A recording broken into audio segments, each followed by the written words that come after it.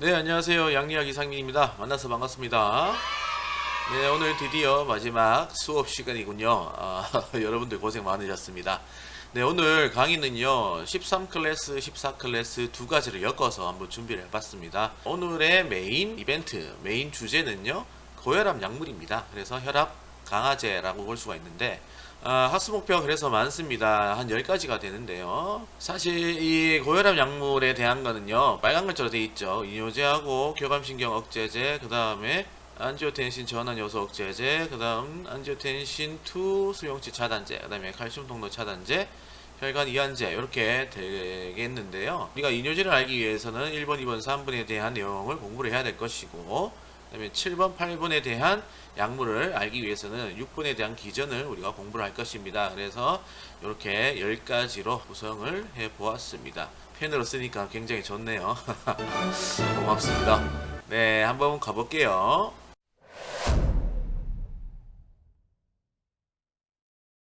자, 먼저 첫 번째 학습 목표죠. 신장 혈류 흐름 순서인데요. 여기 그림에 제가 번호를 다 달았습니다. 그쵸? 그때 우리 수업 시간에 다 배웠던 건데요. 한번 쭉 읽고 넘어갈게요. 일단은 복부대동맥부터 시작하죠. 복부대동맥부터 시작을 해서 그 다음에 어디로 가노? 신동맥으로 갑니다. 신동맥으로 가서 어디로 갑니까? 여기 안에 네프론인데요. 네프론에 있는 군상동맥으로 갑니다. 자, 군상동맥으로 가서 그 다음 네 번째 수입세동맥 여기 있죠. 수입세동맥. 피가 이렇게 와서 수입세동맥으로 들어가고요. 그 다음에 사구체, 그 다음 수출세동맥을 통해서 어디로 갑니까? 쭉 나와서 공상동맥으로 갑니다. 그죠? 공상동맥에서 나와서 어디로 가느냐? 신정맥으로 다시 나오고요. 그 다음 여기에 있는 하대정맥으로 이렇게 들어가서 무심방 쪽으로 들어가게 된다라고 보시면 될 것 같습니다.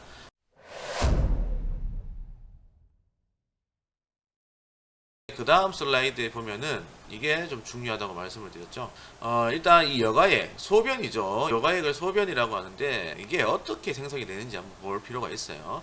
자, 보시면 아까처럼 이 혈액이 어떻게 들어오노? 수입세동맥을 통해서 이렇게 사구체로 들어가잖아요. 사구체로 들어갔다가 수출세동맥으로 나가게 되는데요. 이때 보면은 수입세동맥하고 수출세동맥 크기를 보면, 직경을 보면 수출세동맥의 직경이 더 얇습니다. 그래서 수입세동맥에서 들어온 피가 사구체를 통해서 수출세동맥으로 나가는 길이 좁잖아요. 이렇게 돼 있다면, 이렇게 사구체가 있다라고 했을 때 피가 딱 들어왔을 때 사구체를 통해서 나가게 되겠죠. 나가게 되는데 길이 좁아집니다. 좁기 때문에 뒤쪽에 압력이 올라가겠죠. 정수압이 올라가기 때문에 여기에서 사구체에서 어디로?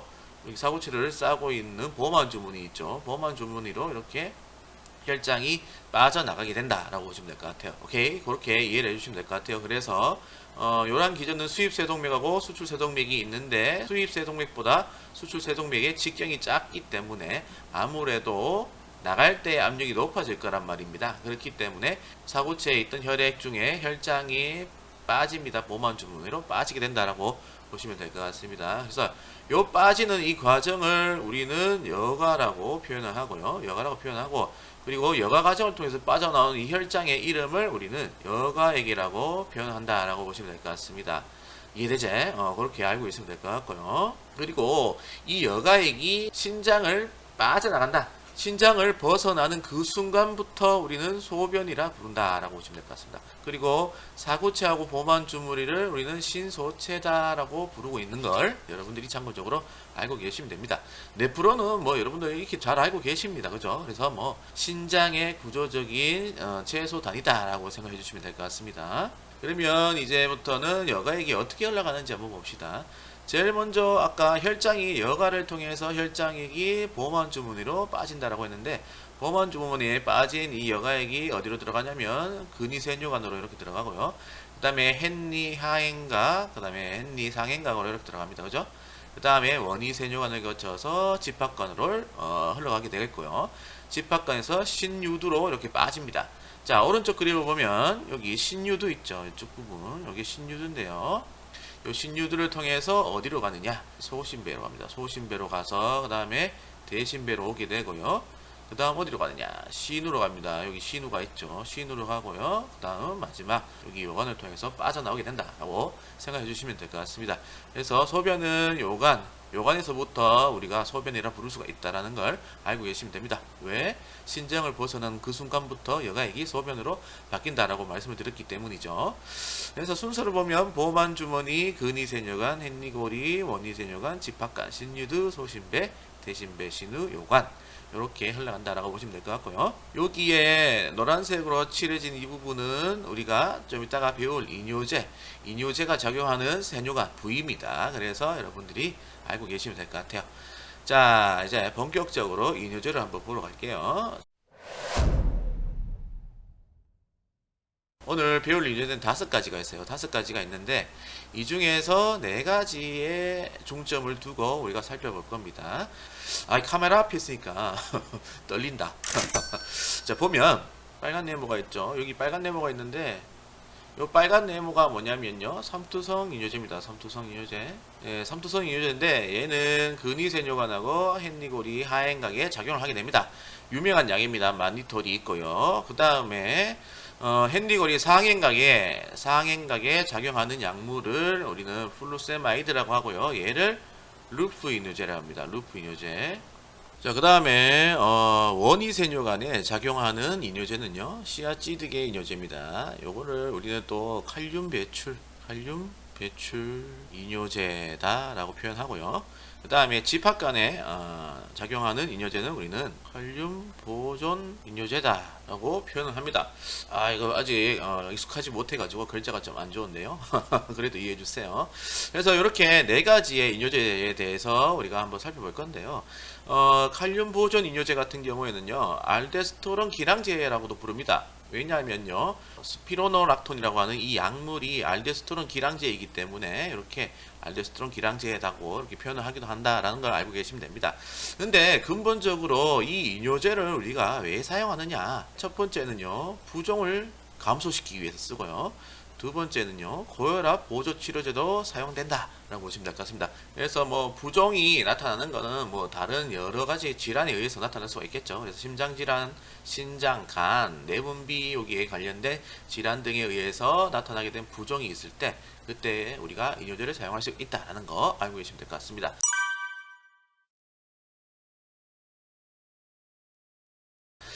자, 본격적으로 한번 볼게요.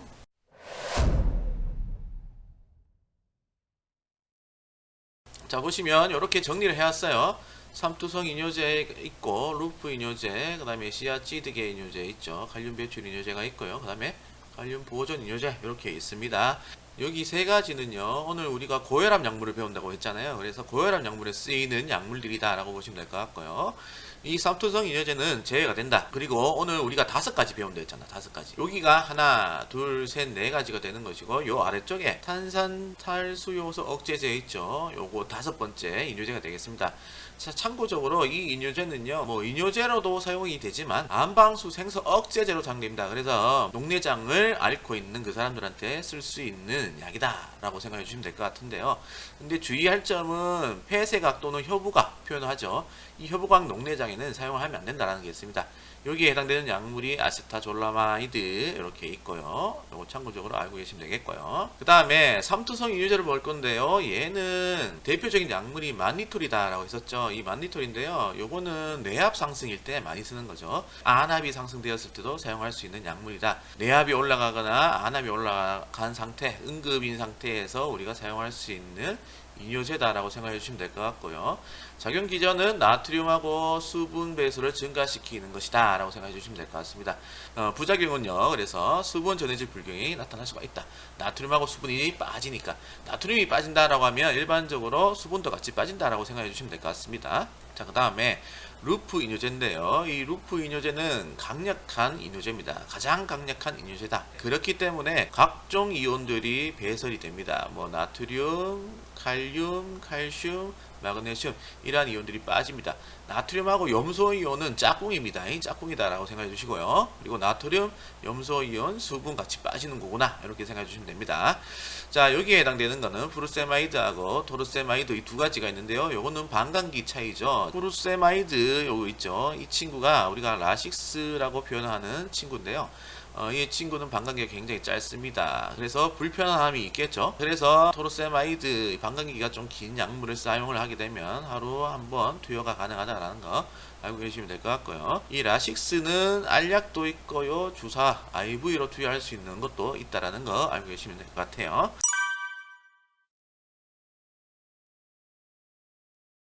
자, 얘는요 일단은 고혈압에 사용을 한다라고 보시면 될 것 같은데 또 다른 질환에 우려서 신부전에도 사용이 가능하다라고 보시면 됩니다. 특히나 이 루프 이뇨제는 시아찌드계 이뇨제 효과가 없는 고혈압이라든지 우려서 신부전 환자한테 우리가 사용하면 되겠다라는 거 알고 계시면 될 것 같고,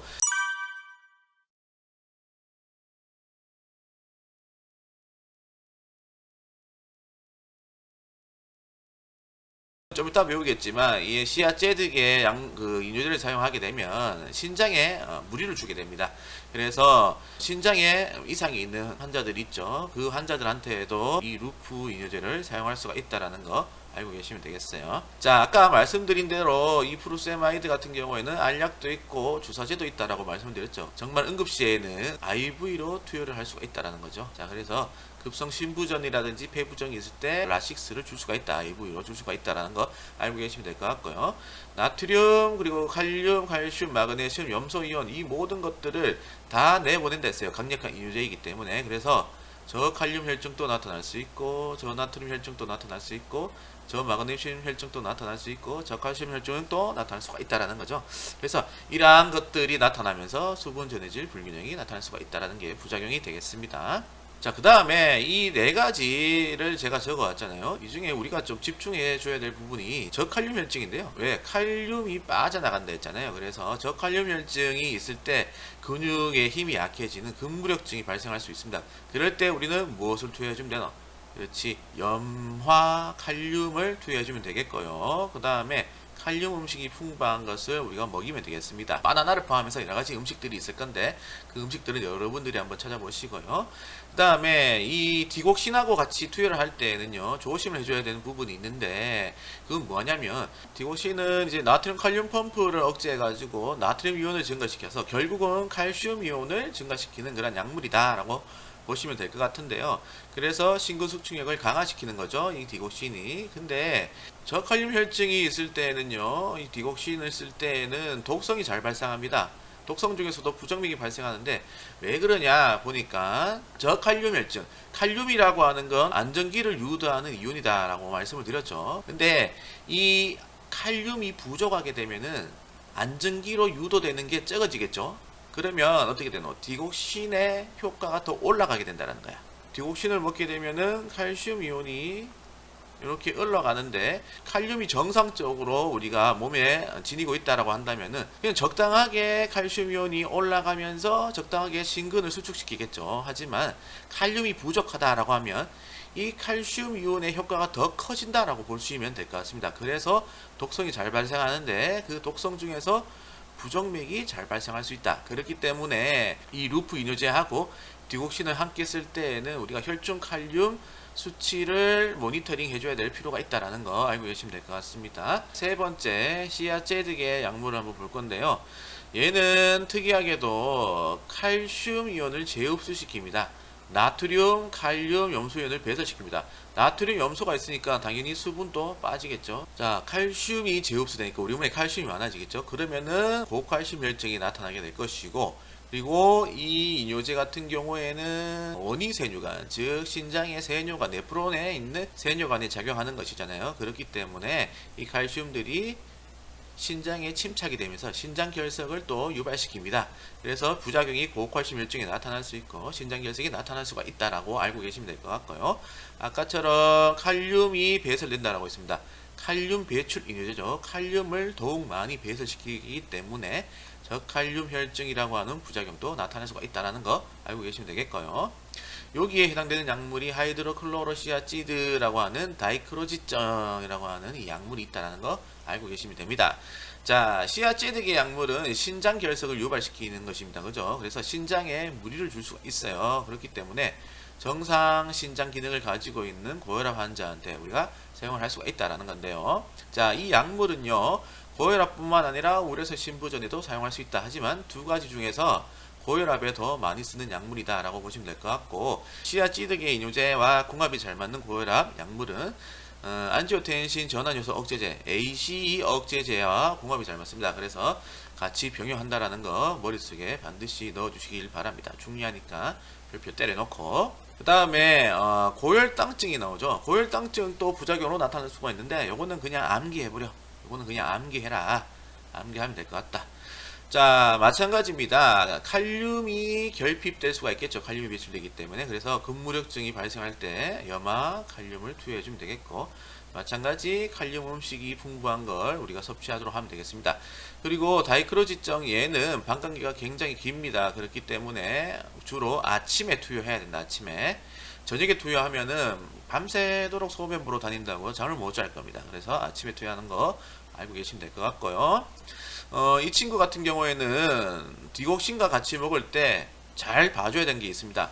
아까 루프 이뇨제 같은 경우에는 칼륨이었잖아요. 칼륨, 저칼륨 혈증일 때 디옥신의 효과를 증가시킨다라고 했는데, 마찬가지죠. 칼륨 배출을 시키는 시아제드계 이뇨제 같은 경우에도 저칼륨 혈증일 때 독성을 유발할 수가 있다. 독성 중에서도 부정맥을 유발할 수가 있는 것이고, 그리고 칼슘을 재흡수시킨다고 말씀드렸죠. 고칼슘, 칼슘이 증가되어 있는 상태에서 디옥신을 먹게 되면은 더욱더 디옥신의 효과가 올라갈 것이다 라는 거죠. 그렇기 때문에 고칼슘 혈증일 때도 우리가 모니터링을 해줘야 된다는 거 있습니다.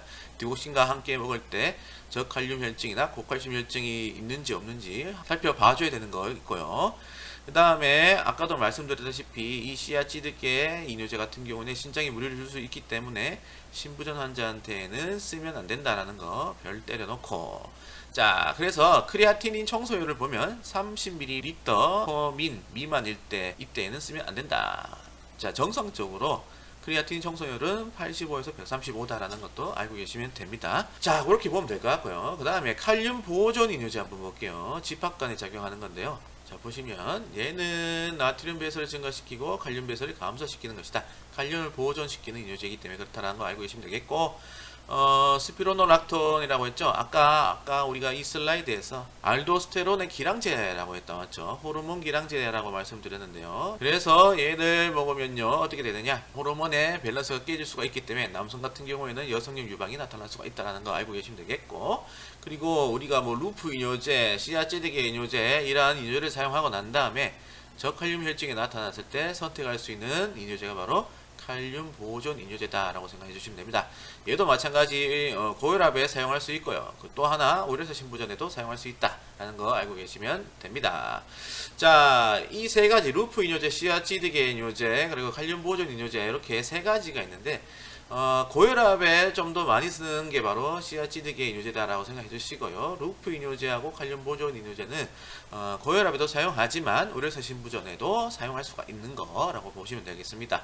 시아찌드계도 마찬가지 우려서 신부전에도 사용할 수가 있다는 거 그것도 알고 계시면 되겠습니다. 자, 이렇게 하면 이뇨제 끝났죠. 그러면 결국은 고혈압에 쓸 수 있는 이뇨제는 여러분들 뭐겠노?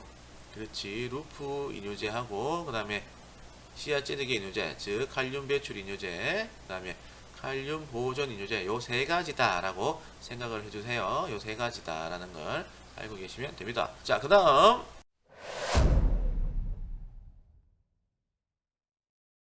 자, 교감신경 억제제인데요. 여기에는 두 가지를 볼 거예요. 알파1 블로커 그리고 베타 블로커, 이렇게 두 가지를 볼 건데요.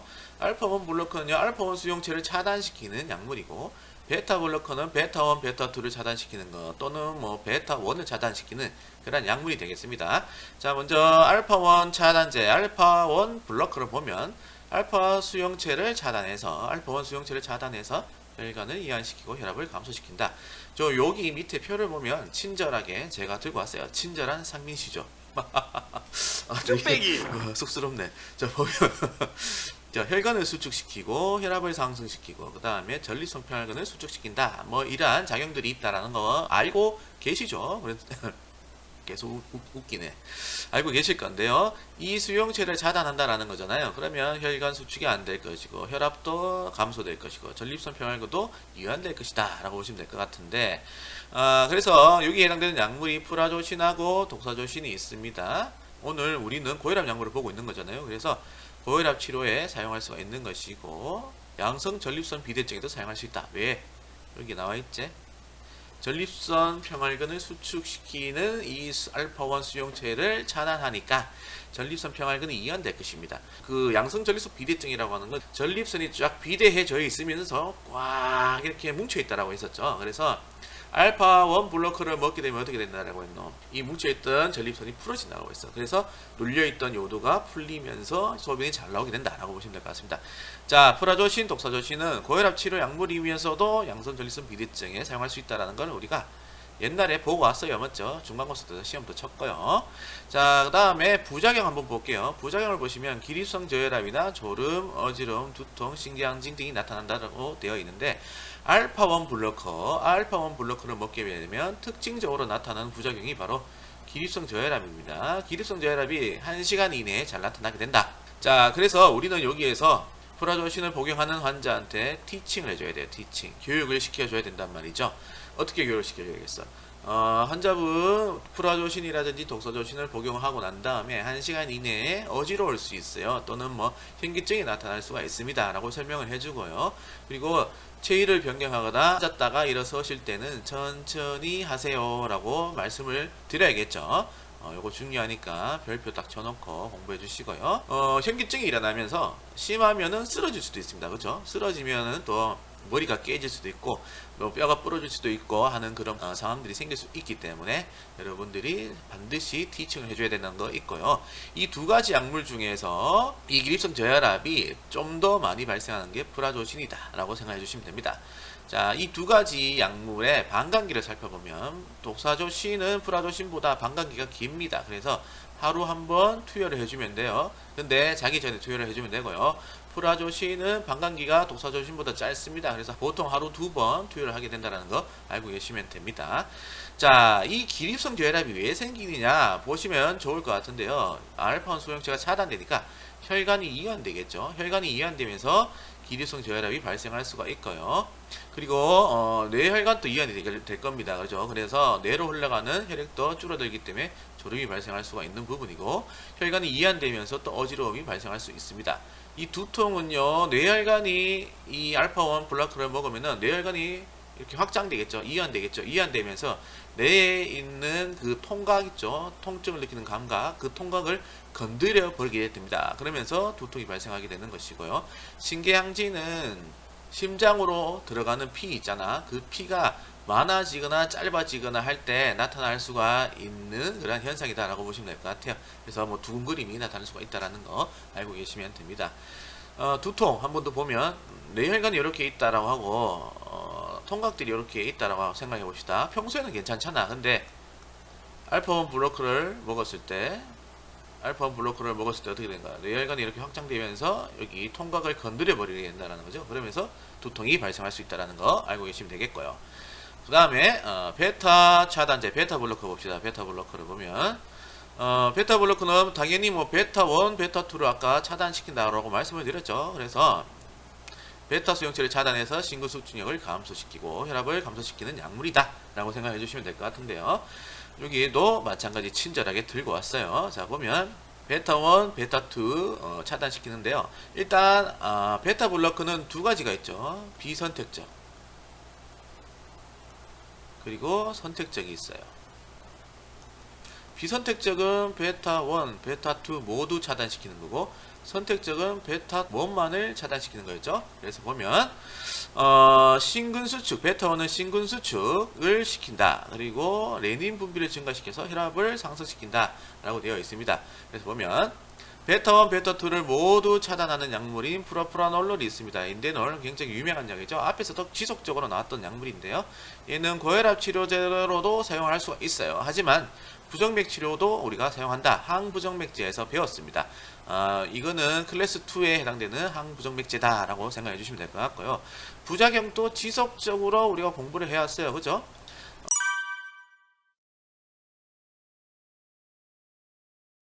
기립성 저하라 기관지 수축, 혈당 상승, 성기능 저하 등이 나타날 수가 있다라고 했는데 성기능 저하는 특징적으로 나타나는 특이한 부작용이다라고 말씀을 드렸고요. 기립성 저혈압은 혈압이 감소되기 때문에 나타날 수가 있는 현상이다라고 생각해 주시면 될 것 같고 기관지 수축하고 혈당 상승은 베타2, 이 베타2 수용체가 차단되기 때문에 그렇다. 베타2 수용체가 기관지를 확장시키고 혈당을 상승시키는 그런 역할을 하는데 얘들이 차단돼 버리니까 어떻게 되는 거야? 기관지가 과도하게 수축이 된다든지 혈당이 올라갈 것이다.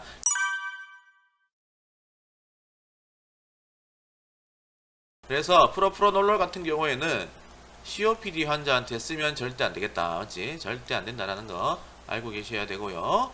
그리고 천식 환자라든지 당뇨 환자한테 사용을 할 때는 주의를 해줘야 되는 부분이 있습니다. 요거 알고 계시면 되겠고, 그 다음에 아테놀로라고 메토프로롤이 있습니다. 이 두 가지는요 베타1 수용체를 차단시키는 약물인데요, 베타1번을 차단시키기 때문에 천식이나 당뇨 환자한테 사용할 때는 프로프라놀보다 훨씬 더 용이하게 사용할 수가 있다는 거.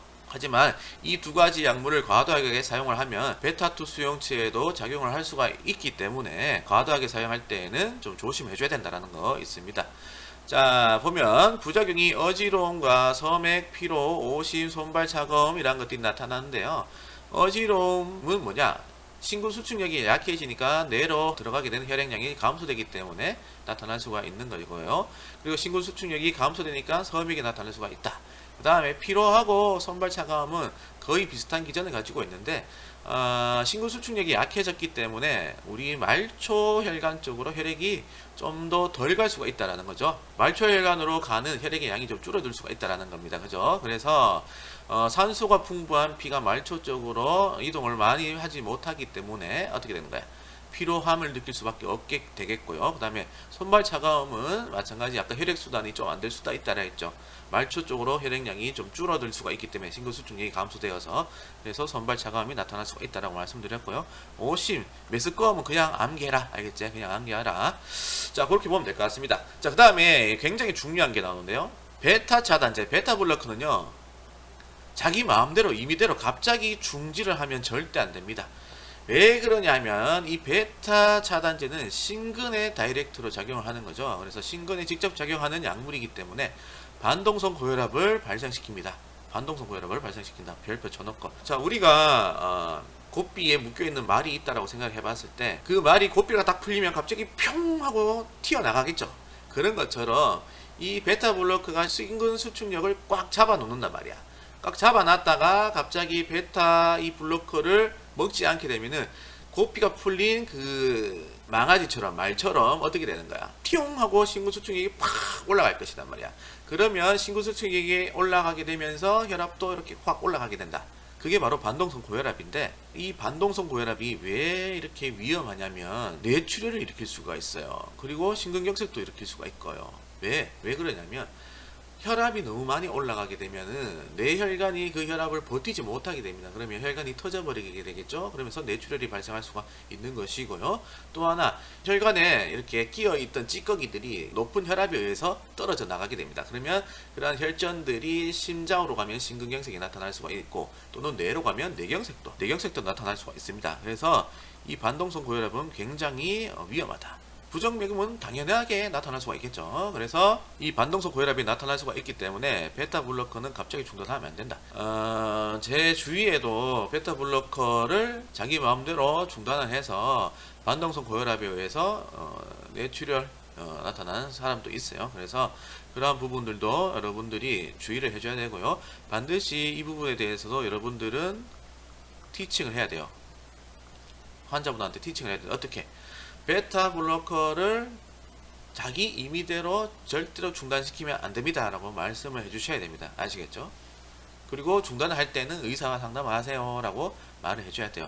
베타블로커를 먹고 있는 어떤 환자가 딱 왔는데 우리 간호사 쌤한테 말을 하는 거야. 아, 나 요즘 이 혈압약을 먹고 난 다음에 혈압 관리가 너무 잘 돼요. 나 이제 안 먹어도 될 것 같은데 중단해도 되지요? 이렇게 하면 여러분들은 어떻게 해야 돼? 그렇지. 안 돼요. 중단하시면 안 됩니다. 라고 해야 돼. 왜 안 돼요? 그러면 여러분들은 어떻게 해야 돼? 그렇지. 반동성 고혈압에 나타날 수가 있기 때문에 안 됩니다. 라고 해야 된다.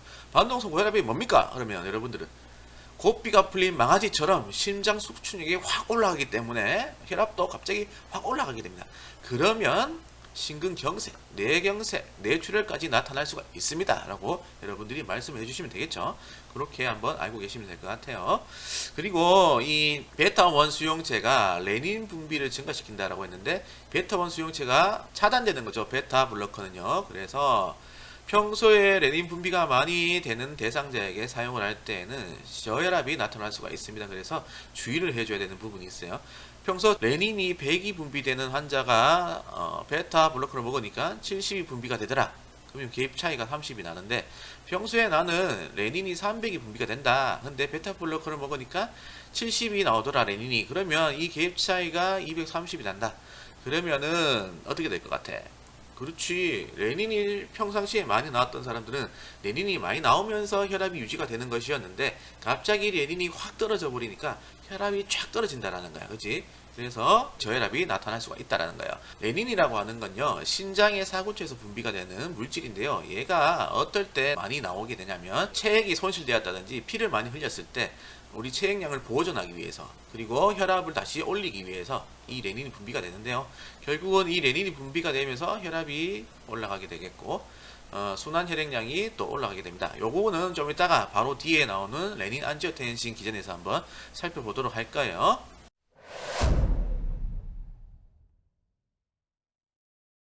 자, 그 다음에 우리가 원래는 안지오텐신 전환 요소 억제제를 봐야 되는데요. 요걸 보기 전에 레닌 안지오텐신 알도스테론 시스템 RAAS를 보겠습니다. 방금 전에 레닌이 나왔었죠. 레닌.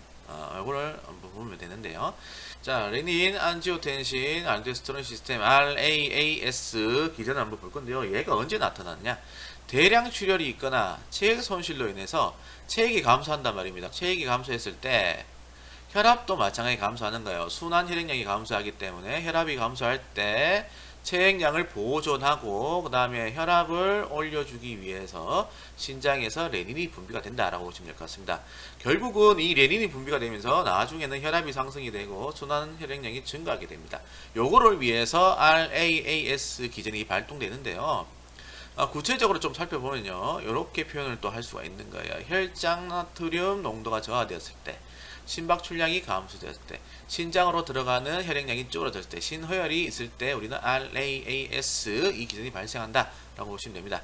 이렇게 표현하는 건요. 여러분들 3학년 4학년 때 성인간호학 배우실 거잖아요. 그때 이렇게 표현이 됩니다. RAAS 기전이 언제 발현이 됩니까? 물어보면 요 세 가지를 여러분들이 대답해 주면 된다라는 거예요.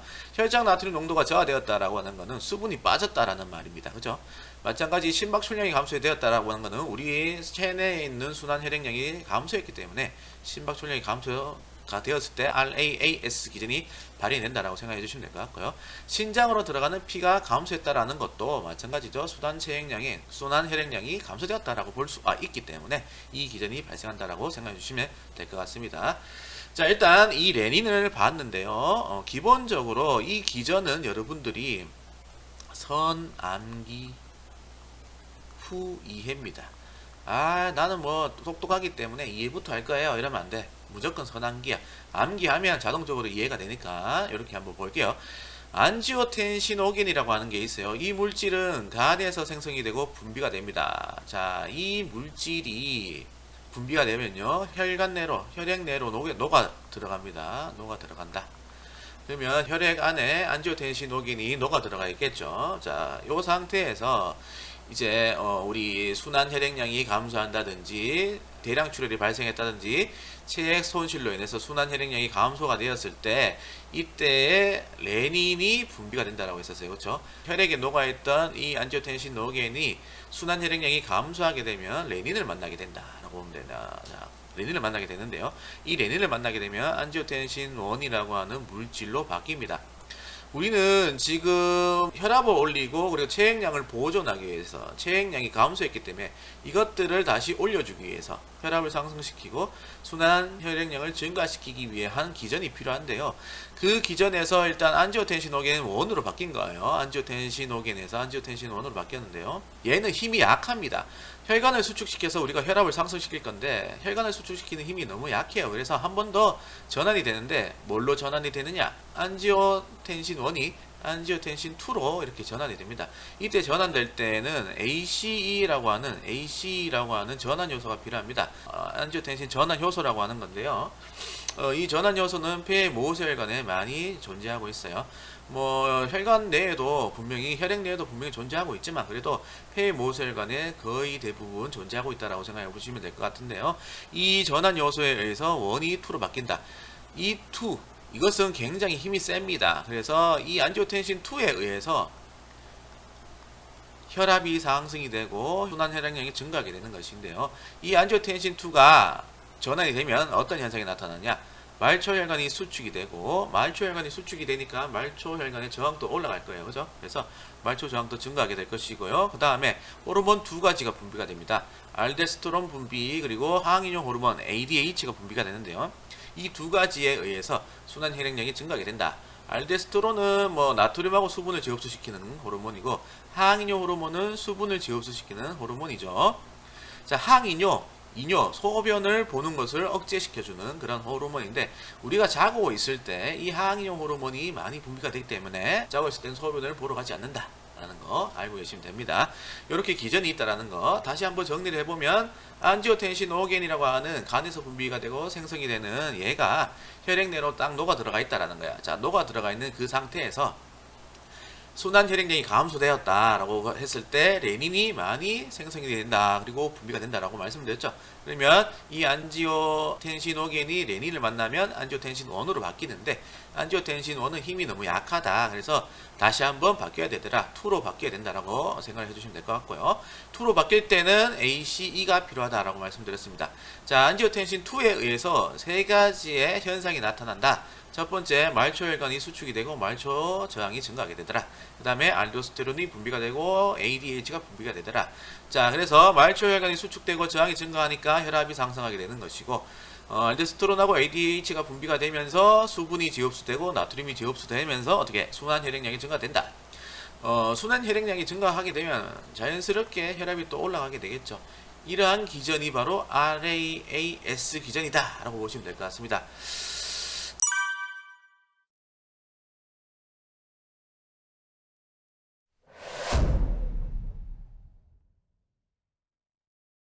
자, 그래서 이제 한번 볼 건데요. 안지오텐신 전환 요소 억제제 AC였죠. 이 전환 요소 이름이 ACE였고요. 억제제가 바로 인히비럴 하죠. 인히비럴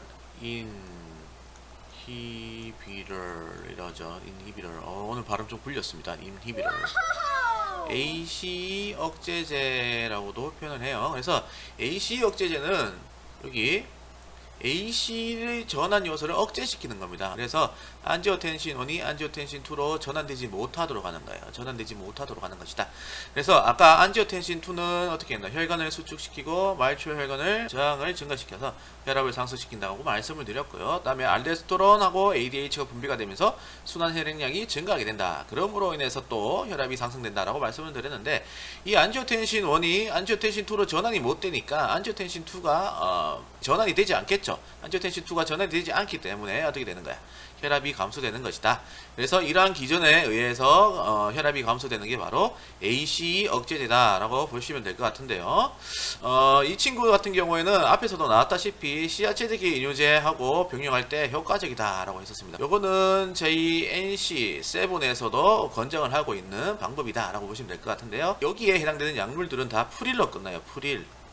프릴로 다 끝납니다. 보면 캡토프릴, 아날라프릴, 뭐 라미프릴, 리스노프릴, 뭐 엑시프릴, 뭐 이렇게 쭉 프릴로 끝나죠. 자, 프릴로 끝나는데 대표적인 약물이 이 두 가지입니다. 캡토프릴하고 아날라프릴 이 두 가지라는 거 알고 계시면 될 것 같고요. 자, 이 약물의 특징적인 부작용이 뭐냐면 마른 기침입니다. 마른 기침이 날 때 복용 중단을 하면 호전이 됩니다. 이 마른 기침이 왜 나타나냐면 일단은 아까 폐모혈관에 있는 이 전환 요소가 ACE 전환 요소라고 말씀을 드렸는데요. 안지오텐신 전환 요소라고 말씀을 드렸는데 이 안지오텐신 전환 요소는요. 브레디키닌을 분해합니다. 이 브레디키닌이 이제 기관지에 많이 있다라고 보시면 될 것 같은데요. 얘가 하는 역할이 그래서 기관지 평활근을 수축시킵니다. 자, 얘를 분해를 해줘야 되는데 안지오텐신 전환 요소 ACE가 억제가 되니까 어떻게? 브레디키닌이 분해가 되지 않겠습니다. 맞죠? 그러면 이 브레디키닌이 폐모혈관의 기관지에 많이 축적이 되면서 기관지 평활근을 많이 수축시키겠죠. 그러면서 어떻게 되는 거야? 마른 기침이 유발된다라고 생각을 해주시면 될 것 같고요. 그리고 또 하나 서브스텐스 P라고 하는 피 물질이라고 부르는 게 있는데요. 얘가 또 장기간 축적이 됩니다. 그러면 폐암이 발생될 수가 있는 거예요. 폐암이. 요거는 연구 결과가 있어요. AC 억제제를 복용한 환자를 대상으로 연구를 해보니까 폐암 발생 우려가 있더라라고 하는 결과가 있으니까 그 결과를 우리가 참고를 하면서 공부를 해주시면 될 것 같습니다. 그거 알고 계시면 되겠고, 그리고 이 약물은요 임산부는 복용을 하면 안 된다라는 거. 왜냐하면 태반으로 들어가고 나오게 되는 그러한 혈액량이 감소하기 때문에 태아에게 위험할 수가 있어서 임산부한테는 복용을 하면 안 된다는 거 있습니다. 만약에 복용하게 되면은 기형아 출산도 나타날 수가 있어요. 기형아가 출산될 수가 있기 때문에 먹지 말아야 된다는 거 알고 계시면 될 것 같고요. 그리고 이 친구는 평소 레닌이 많이 분비되든 적게 분비되든 상관없이 복용할 수가 있다는 거 알고 계시면 되겠고요. 그리고 1차 약물로 선택된다라는 거 알고 계시면 됩니다. 자, 다음 페이지 가볼게요.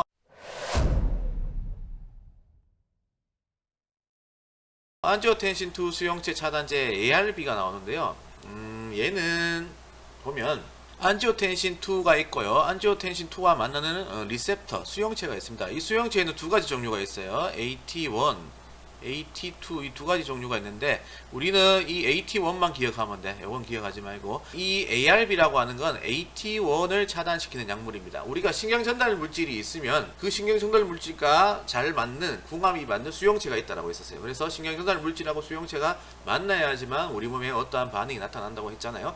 그것처럼 이 안지오텐신2도 수용체가 있다라는 거예요. 맞는 수용체가 있다라는 거 두 가지가 있는데 그 중에서도 AT1 첫 번째 수용체를 차단하는 약물이 바로 ARB다. 그래서 여기에 제시를 해놨습니다. AT1이다. AT라고 하는 건 안지오텐신 요 약자입니다. 약자. 자, 이 친구가 하는 역할이 혈관을 수축시키고 나트륨이나 수분 제흡수를 증가시키는 그러한 역할을 하는데요. 이 수용체가 차단돼 버리니까 혈관이 이완이 될 것이고 수분 나트륨이 제흡수가 적어지게 되니까 혈압이 감소하게 된다라고 생각을 해주시면 될 것 같고요. 얘는 안지오텐신 전환 요소 억제제 AC 억제제에서 나타났던 마른 기침 있죠. 마른 기침이 덜 나타납니다. 거의 나타나지 않는다. 하지만 나타날 수도 있습니다. 나타날 수도 있다. 개인차에 따라서 나타날 수가 있다는 거 알고 계시면 됩니다. 자, 왜 이 마른 기침이 덜 나타나냐 볼게요. 안지오텐신2 수용체 차단제 같은 경우는 리셉터를 차단시키는 겁니다. 그러면 ACE 이 안지오텐신 전환 요소를 건드리진 않아요. 이 안지오텐신 전환 요소를 건드려야지만 아까 마른 기침이 나타난다고 했잖아요. 마른 기침이 왜 나타나노? 그렇지. 브레디키닌 때문에 나타나잖아. 브레디키닌이 축적되니까, 그지? 근데 이 안지오텐신2 수용체 억제제 같은 경우는 리셉터, 수용체를 차단시키는 거기 때문에 이 ACE를 건드리지 않는다. 그래서 마른 기침이 덜 나타난다라고 보시면 될 것 같고요. 이 약물들은요, 사르탄으로 끝납니다. 사르탄. 보면 로사르탄, 이르베사르탄, 발사르탄 이렇게 사르탄으로 다 끝난다는 거 알고 계시면 되겠습니다. 자, 얘도 마찬가지 임산부는 복용하면 안 된다. 같은 의미죠. 태반운으로 입출되는 혈액량이 감소할 수가 있기 때문에 그렇다. 그러면 기형아 출산이 또 나타날 수 있기 때문에 그렇다라는 거 알고 계시면 되겠고 이 약물도 1차 선택 약물로 가능하다라고 보시면 됩니다.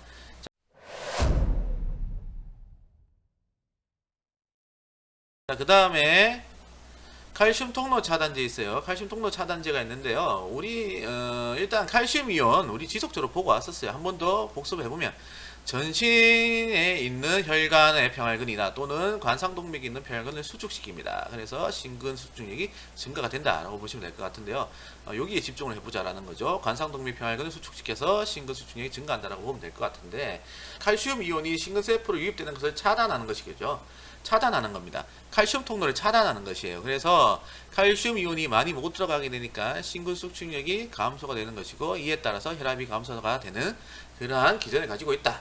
자, 조금 더 기전을 알고 싶으면 우리 우렬선 신부전 있죠. 우렬선 신부전. 그 영상을 보시면 됩니다. 우리 뭐 페이즈 0에서 4까지 배웠었잖아, 맞지? 그 영상을 보면 이해를 좀 더 할 수가 있을 것이다. 자, 여기에는 세 가지 약물이 있다. 베라파밀, 딜티아젠, 암로디핀, 이렇게 세 가지가 있는데요. 요거는 베라파밀은 항부정맥제에서 우리가 봤습니다. 그래서 항부정맥 치료제, 뭐 클래스 4에 해당되는 약이다 라고 보시면 될 것 같고요.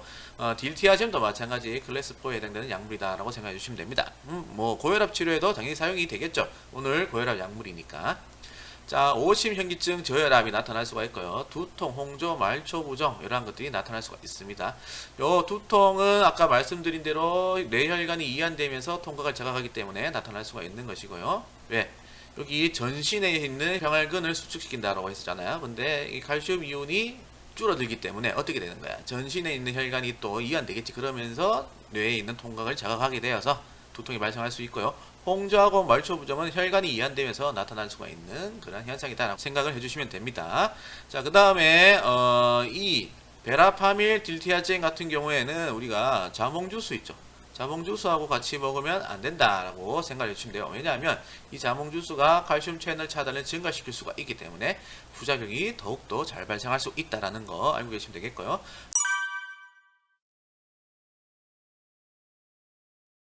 암로디핀, 요거는 노바스크라고 하는 약물인데 굉장히 유명하다라는 거 알고 계시면 될 것 같고, 이 암로디핀은요 베라파밀이라든지 딜티아젠보다 방광기가 깁니다. 그래서 하루 한번 복용하면 된다라는 거 있습니다.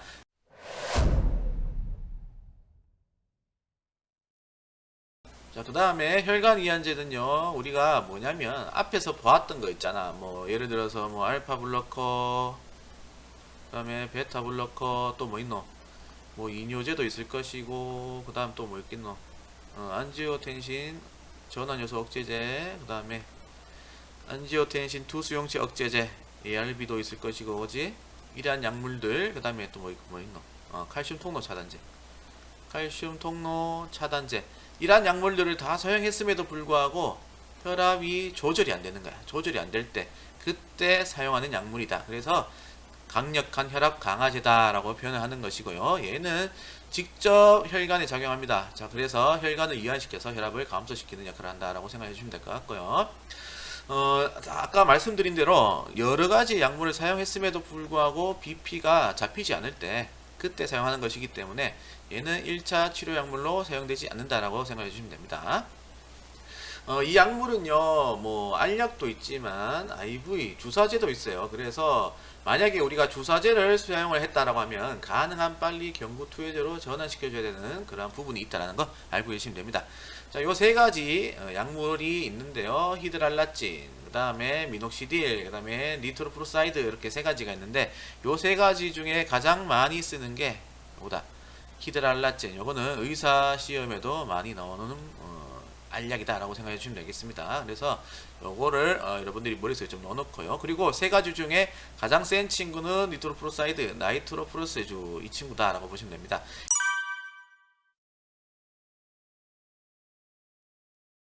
이 친구는요 고혈압성 위기, 고혈압성 위기는 두 가지로 나뉠 수가 있잖아요. 응급과 긴박으로 나뉠 수가 있는데 그 중에서도 고혈압성 응급이 있을 때 주로 IV 투여한다라고 보시면 될 것 같습니다. 그래서 수축기압이 180 이상이라든지 이항기압이 120 이상일 때 우리가 사용하게 되는 약물이다 라고 보시면 될 것 같고요. 반동성 빈맥, 반사성 빈맥이 나타날 수가 있고요. 또한 신기항진도 나타날 수가 있다는 그런 부작용이 있다 알고 계시면 될 것 같고, 그 다음에 히드랄라진 같은 경우에 이 친구 같은 경우에 부작용은요 특징적인 게 홍반성 낭창입니다. 난창이 아니고 낭창. 약물을 복용하고 난 다음에 나타나는 루푸스다라고 해서 약물 유발성 루푸스다 이렇게 표현하기도 합니다. 자, 그러면 이 홍반성 난창이 나타났을 때 우리는 어떻게 해줘야 되느냐? 그냥 중단시키면 돼요. 약물을 중단시키면 호전이 된다라는 거, 만약에 환자가 물어보면요 티칭 해주면 되겠죠. 이렇게 티칭 해주면 된다라는 거 알고 계시면 됩니다. 그 다음에 미녹시딜, 요거도 마찬가지 고혈압 치료에 사용을 하는데요.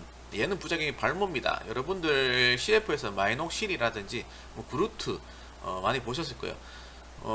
김희철 그 분이 나와가지고 그루트 바바바 뭐 이렇게 하는 거 있죠. 그래서 탈모 치료제 또는 예방 치료제로 개발되면서 활용이 되고 있는 약물이다라고 보시면 될 것 같아요. 자, 근데 이 세 가지는요, 심하지 않은 가벼운 고혈압, 경증 고혈압에는 사용하지 않는다. 중증일 때 사용하죠. 중증일 때 사용하는 그러한 약물이다라고 보시면 될 것 같습니다. 자, 하나 물어볼게. 자, 히드랄라진은 언제 사용하는 약물입니까? 물어보면 여러분들은 어떻게 대답을 해야겠어? 그렇지. 이뇨제 2가지 이상의 혈압 강화제를 사용했음에도 반응하지 않는 불응성 고혈압 대상자에게 사용합니다 라고 이야기를 해주면 되겠죠. 또는 뭐 여러 고혈압 제제를 사용했음에도 불구하고 혈압 조절이 되지 않을 때 이때 히드랄라진을 사용한다 라고 여러분들이 말씀을 해주시면 됩니다.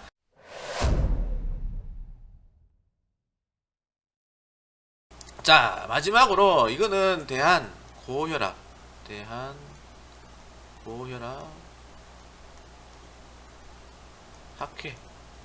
학회에 있는 자료인데요. 그 자료에서 내가 들고 왔어요. 자, 보면 선이 굵은 보라색 선이 있고요, 얇은 보라색 선이 있어요. 그죠? 자, 이 굵은 보라색 선은요, 굵은 보라색 선은 권장되는 병용 치료 방법이에요. 권장되는 병용 치료 방법이고요. 얇은 거는요, 권장은 되지 않으나 가능한 치료 방법이에요. 그러면 우리는 권장되는 치료 방법을 우선적으로 해야겠죠. 병용 치료를 해야겠죠. 그래서 안지오텐신 차단제라고 하는 거는 ARB입니다. ARB, 안지오텐신 수용체 차단제고요. 그 다음에 ACE 억제제는 안지오텐신 전환 요소 억제제죠. 그래서 여기 이 네모에는 2가지 종류의 약물이 있는 것입니다. 그러면 ARB하고 이뇨제는 권장되는 병용 치료죠. 맞습니다. 그리고 ACE 억제제하고 이뇨제도 마찬가지 뭐예요? 권장되는 병용 치료 방법이다. 다음 ARB하고 칼슘 차단제, 칼슘 통로 차단제하고 권장되는 거죠. 권장되는 거고, ACE 억제제하고 칼슘 차단제도 마찬가지 권장되는 방법이다 라고 보시면 될 것 같습니다. 그러면 칼슘 차단제하고 이뇨제하고는 어떻게 되는 거야? 권장되는 방법이야, 아니야? 방법이다 라고 보시면 되겠죠. 그래서 우리는 1차적으로 이 권장되는 방법을 사용해야 된다는 거야. 하지만 이 1차적으로 권장되는 병용 치료를 사용을 했음에도 불구하고 다른 치료 전략이 필요하면은 치료 가능한 얇은 보라색 선의 치료 방법을 사용할 수도 있다는 거 알고 계시면 됩니다.